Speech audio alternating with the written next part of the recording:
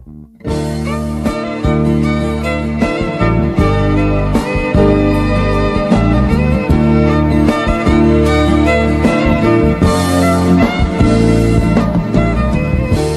ke-6 dari seri Pria Tangguh, pekerjaan, karir, dan pelayanan.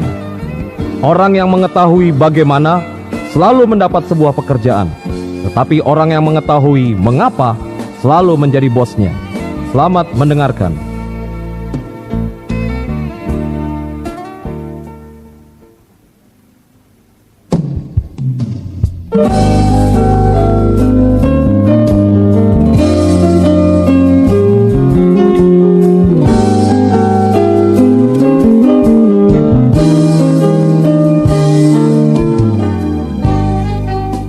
Shalom saudara, mari kita kembali berbincang-bincang tentang bagaimana kita menjadi pria yang tangguh. Seorang pria tidak mungkin luput hubungannya dengan pekerjaan, karier, dan pelayanan. Hari ini kita akan berbincang-bincang bagaimana seorang pria memiliki ketangguhan dalam ketiga area itu. Edwin Louis Cole pernah memberikan sebuah statement yang sangat indah. Dia berkata demikian saudara, orang yang mengetahui bagaimana selalu mendapatkan sebuah pekerjaan, tetapi orang yang mengetahui mengapa selalu menjadi bosnya. Saudara, apakah kita ingin bertumbuh dalam pekerjaan, karier, dan pelayanan? Kuncinya adalah kita harus bertumbuh dalam kedua hal ini. Pertama, kita harus bertumbuh dalam skill kita. Ketahuilah sesuatu sampai kepada hal yang paling detail, sampai menjadi skill dalam hidup kita.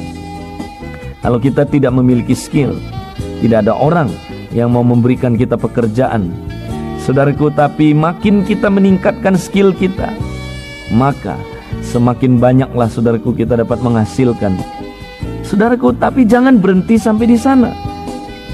Kita perlu saudaraku menjadi seseorang yang bertumbuh, mengetahui mengapa. Itu sangat penting.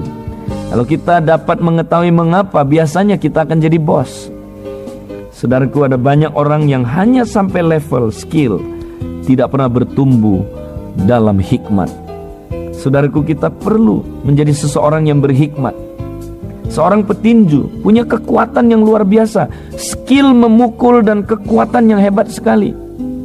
Tetapi tanpa hikmat, yaitu strategi, sekuat apapun dia akan bisa kalah, saudaraku. Ada petinju yang begitu kuat, tetapi ketika dia berhadapan dengan petinju lain yang tidak sekuat dia tetapi mempunyai strategi, petinju itu kalah, saudaraku. Kenapa? Karena tidak cukup hanya skill, hanya kekuatan, tetapi kita perlu hikmat. Dan hari ini saudara, saya ingin share bagaimana kita belajar bertumbuh dalam hikmat. Hikmat adalah kemampuan untuk menggunakan skill kita. Hikmat adalah kemampuan untuk kita menerapkan apa yang kita ketahui, menerapkan pengetahuan kita. Hikmat adalah, saudaraku, cara pandang kita dari sudut Allah. Bagaimana, saudaraku, kita bisa memandang segala sesuatu dari sudut Allah. Puji Tuhan. Nah saudara, saya ingin memberikan tips hari ini bagaimana kita bisa bertumbuh dalam kedua hal ini. Jadilah orang yang terus belajar dan tidak pernah berhenti belajar. Ada 3 cara untuk belajar, dan marilah kita terapkan ketiga-tiganya.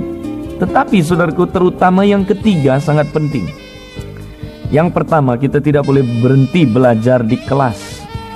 Saudaraku, sistem belajar di kelas adalah sistem yang saudaraku kita sering sekali dapati lewat pelajaran yang kita sudah pelajari di sekolah, maupun saudaraku di kursus-kursus, maupun di mana-mana kita berada. Biasa kita menggunakan sistem ini. Sistem kelas atau sistem ini mewajibkan kita membaca buku. Kita saudaraku belajar sesuatu, diajarkan ABC-nya, kemudian prakteknya di rumah. Cara belajar ini ada gunanya, saudara, mengisi pengetahuan kita. Tetapi paling kurang efektif. Jangan puas dengan hanya belajar cara ini, saudara. Kita harus meningkat kepada cara belajar yang kedua. Nah, cara belajar yang kedua adalah dengan melakukannya, yaitu dengan mempraktekkannya, atau kita katakan saudaraku learning by doing. Dilakukan dengan apa saudaraku? Dengan sistem simulasi, di mana kita saudaraku dikondisikan sesuatu itu kemudian kita praktek. Seperti pelatihan-pelatihan yang ada hari ini di kantor. Ketika saudaraku orang melatih di kantor, kita disituasikan, dikondisikan dengan keadaan yang mirip dengan lapangan, tetapi bukan benar-benar lapangan, tapi dikondisikan. Sehingga kita melalui pengalaman-pengalaman itu kita dapat berefleksi dan kita dapat belajar banyak. Tetapi cara belajar ini saudaraku walaupun luar biasa, lebih bagus dari cara belajar yang pertama. Ini adalah cara belajar yang juga belum maksimal sepenuhnya. Kita tidak boleh berhenti sampai di sini saudara. Kalau kita ingin bertumbuh, kita mesti masuk melalui cara belajar yang ketiga. Saya sebut sistem belajar dari pengalaman hidup atau di lapangan. Saudaraku, seringkali kita berpikir bahwa Allah lebih banyak membentuk karakter kita, mengajar kita lewat kelas, lewat seminar, lewat khotbah, lewat baca buku, lewat pemuritan, atau lewat macam-macam acara. Atau mungkin training-training saudaraku di kantor kita.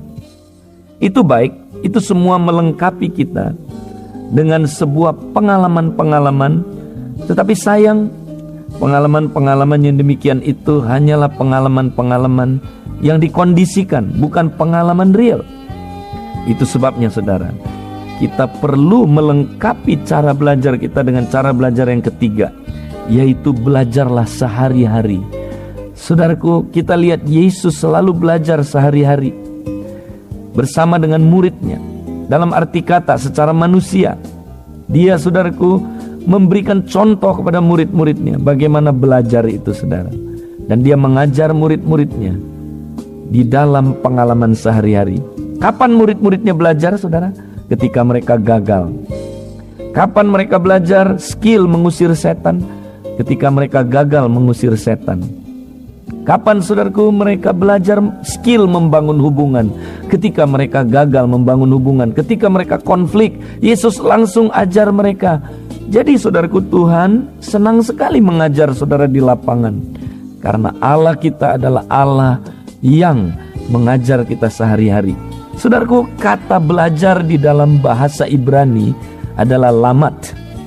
Lamat punya pengertian saudaraku, bagaimana seperti seorang gembala menggembalakan dombanya. Karena lamat artinya yaitu saudaraku memukul dombanya atau menggertak dombanya dengan tongkat. Kira-kira itulah artinya lamat. Berarti Tuhan lebih banyak mengajar kita saudaraku di lapangan ketika ia menggembalakan kita, bukan di kelas. Bayangkan saudaraku kalau domba belajar di kelas. Kalau belajar di kelas saja saudaraku, itu adalah seperti cara belajar Yunani. Bayangkan kalau domba belajar di kelas, ya gurunya bilang mari kita belajar mengembek 3 session. Kan nggak begitu saudara. Domba cara belajarnya adalah sehari-hari melalui pukulan-pukulan sayang dari gembalanya saudaraku. Itulah lamat, pukulan-pukulan sayang itu saudara. Ketika dombanya ingin keluar dari rombongannya saudaraku, maka gembalanya memukul dia dengan tongkat dan dia masuk kembali. Dan herannya saudaraku, domba itu taat. Ya, bodoh tapi taat. Jangan terlalu keras karena itu sifat saudara. Jangan bilang amin terlalu keras. Ya, saudaraku, domba itu bodoh tetapi taat. Jangan kayak kambing saudaraku, udah bodoh tidak taat. Ya, itu namanya degil. Nah saudaraku, kita bukan kambing, makanya kambing nggak mau digembalakan saudaraku. Hanya domba yang mau digembalakan. Kita domba-dombanya Allah. Kita belajar lewat pengalaman hidup sehari-hari saudaraku. Dan kalau dombanya lebih nakal sedikit, jalannya lebih jauh, gembalanya saudaraku bukan pakai tongkat lagi, pakai ali-ali. Nah ini lebih sakit, benjol. Saudara-saudara, dombanya kemudian masuk kembali dan dia belajar lagi saudaraku. Saudara, tahukah engkau Allah kita adalah ahlinya keluarga. Sebab itu belajarlah sehari-hari. Di dalam hubungan dengan istri, belajarlah sehari-hari bersama dengan gembalamu. Tahukah saudaraku, gembalamu di surga adalah seorang bisnismen yang paling berhasil. Dia paham bagaimana saudaraku menjadi pelaku bisnis. Dia mampu mengajar engkau sehari-hari ketika engkau sedang ada di kantor, ada di masyarakat. Dia adalah politikus yang paling luar biasa. Dia sanggup mengajar kita, saudaraku, berpolitik dengan benar. Saudaraku, dia adalah ahli di dalam, saudaraku, segala aspek, dalam seni, dalam segala hal. Saudara percaya Allah kita adalah seniman? Kalau Allah kita bukan seniman, gawat saudara. Ya, mata kita black and white. Puji Tuhan mata kita berwarna, saudara. Ya, karena Bapak kita adalah seniman tingkat tinggi. Puji Tuhan, kalau dia bukan seniman tingkat tinggi, ya, telinga kita mono, saudara. Untung stereo sekarang. Haleluya. Puji Tuhan. Jadi saudaraku, kita dapat belajar berbagai hal bersama dengan Allah. Jangan pernah berhenti belajar, saudaraku. Teruslah belajar. Terutama belajar sampai bukan hanya skill, tapi temukan hikmat. Temukan hikmat. Saya ingin menganjurkan tiap hari, saudaraku, bacalah satu pasal kitab Amsal, saudaraku. Baca itu tiap hari. Karena hikmat datang dari kitab itu, saudara. Datang dari kitab itu. Tanggal 1 baca Amsal 1, tanggal 2 Amsal 2, tanggal 3 Amsal 3. Baca terus karena ada 31 pasal. Saudaraku, kita dapat belajar untuk bertumbuh lewat memiliki hikmat.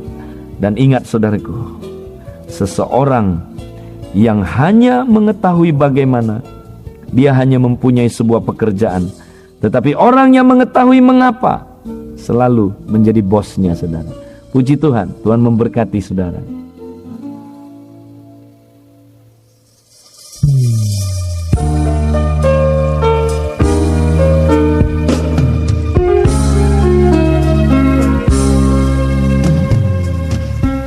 Berikut ini adalah kesaksian dari peserta pemuridan pria yang begitu diberkati lewat topik yang baru saja kita dengar bersama-sama.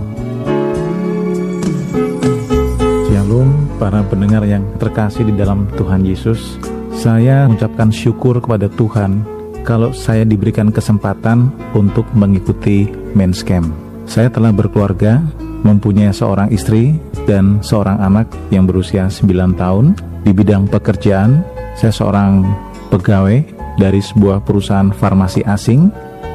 Sebelum mengikuti Men's Camp, saya orangnya egois dan mempunyai rasa khawatir yang begitu besar, meskipun tidak saya tampakkan di dalam penampilan saya. Saya banyak berbuat dosa, terutama dosa zina. Saya melakukan hubungan percinan dengan perempuan yang bukan istri saya. Saya juga mempunyai koleksi buku dan VCD porno. Saya tahu saya berdosa dan saya melakukan itu dengan sadar. Tetapi setiap kali saya berdoa ampun, saya jatuh lagi ke dalam dosa yang sama. Sampai-sampai istri saya memberikan suatu kesimpulan bahwa saya ini begini orangnya, tidak bisa berubah. Dan dia telah bergumul dalam doanya kepada Tuhan sampai istri saya pasrah dan hanya menyerahkan kepada Tuhan. Kami sering cekcok dan kata-kata cerai juga sering keluar dalam percekcokan kami. Dan kadang-kadang saya juga menggunakan tangan pada saat cekcok dengan istri. Saya selalu menganggap saya yang paling benar, istri dan anak adalah yang salah. Pada saat saya mengikuti Men's Camp, saya sadar dan saya merasakan sekali lawatan Allah dalam Men's Camp itu. Dan saya bisa menyanyi dengan sukacita dan saya menangis begitu mendengar firman Allah, karena saya melihat firman Allah itu begitu menemplak saya gitu. Dan semua saya lakukan dengan sadar. Saya tidak mau larut dalam euforia. Saya sadar dengan apa yang saya lakukan, dan saya juga sadar saya merasakan sekali lawatan Tuhan di dalam hidup saya pada saat saya mengikuti Men's Camp. Setelah pulang dari Men's Camp, saya merasakan ada dorongan begitu kuat yang memampukan saya untuk berubah. Karena itu saya tidak pernah lupa untuk mengucapkan syukur kepada Tuhan karena saya diberikan kesempatan untuk mengikuti Men's Camp. Dalam Men's Camp saya mendapat pelajaran mengenai 5 dosa, dan bagi saya itu adalah paket dosa yang terjadi pada diri saya. 5 dosa itu adalah penyembahan berhala, mencobai Tuhan, bersungut-sungut, kemudian keinginan untuk berbuat jahat, dan percabulan. Saya rasa 5 dosa itu telah saya lakukan dalam kehidupan saya. Tetapi setelah pulang dari Men's Camp, saya mempunyai suatu kekuatan, karena saya yakin itu bukan kekuatan saya, tapi kekuatan Tuhan. Karena saya lebih rajin untuk berdoa, saya lebih pasrah kepada Tuhan, dan saya merasa dalam hidup saya jadi rasanya lebih enteng dan lebih enjoy gitu. Saya menikmati hidup. Saya benar-benar mengalami pemulihan dalam keluarga. Saya mengaku dosa kepada anak dan istri menerima, dan saya juga ingin pemulihan keluarga ini tidak hanya berlangsung sekali, tapi suatu perubahan yang terjadi dalam hidup perkawinan saya dengan istri saya. Sekarang dalam keluarga saya sangat menikmati hubungan keluarga antara saya, istri, dan anak. Kami begitu mengutamakan Tuhan Yesus dalam keluarga kami. Saya terus terang enjoy, saya merasakan sukacita dalam keluarga saya, dan saya selalu bersyukur kepada Tuhan untuk hal ini. Dalam bidang pekerjaan, saya merasa lebih confident untuk menghadapi setiap masalah dalam pekerjaan saya. Sekarang, saya menjadi tempat curhat untuk rekan-rekan sekantor kalau mereka ada permasalahan, dan saya selalu memberikan advice kepada mereka, tetapi tidak pernah lupa menyebut nama Tuhan Yesus, khususnya kepada saudara-saudara seiman. Di dalam pelayanan, saya aktif di dalam Full Gospel Businessman Fellowship International, dan saya merasakan saya bisa lebih powerful dalam pelayanan saya, maupun di dalam pelayanan saya sebagai pembimbing di Men's Camp. Saya begitu merasakan perubahan di 3 area ini, saudara. Saya begitu menikmati. Saya tahu dan saya sadar perjalanan masih panjang, dan begitu kita dekat dengan Tuhan, iblis akan selalu mulai merongrong. Tetapi saya tidak takut, karena saya sudah membentengi keluarga saya dengan kuasa darah Yesus. Dan saya yakin saya akan maju bersama Tuhan. Saya selalu merasakan sukacita sekarang di dalam hidup saya. Saya selalu merasakan begitu penyertaan Tuhan kepada keluarga saya. Saya selalu mengucapkan syukur pada Tuhan atas apa yang Tuhan berikan kepada saya. Selama ini mata saya bebal untuk melihat berkat-berkat yang Tuhan telah berikan kepada saya. Tetapi melalui Men's Camp, saya bisa membuka mata hati, jiwa, dan pikiran saya untuk melihat betapa besarnya yang telah Tuhan berikan kepada saya. Saya mengucapkan syukur sekali lagi atas apa yang telah Tuhan berikan kepada saya, khususnya kesempatan untuk mengikuti Men's Camp yang dapat merubah hidup saya. Inilah kesaksian saya. Semoga kesaksian ini dapat memberikan sukacita kepada para pendengar sekalian. Salam di dalam nama Tuhanku Yesus Kristus.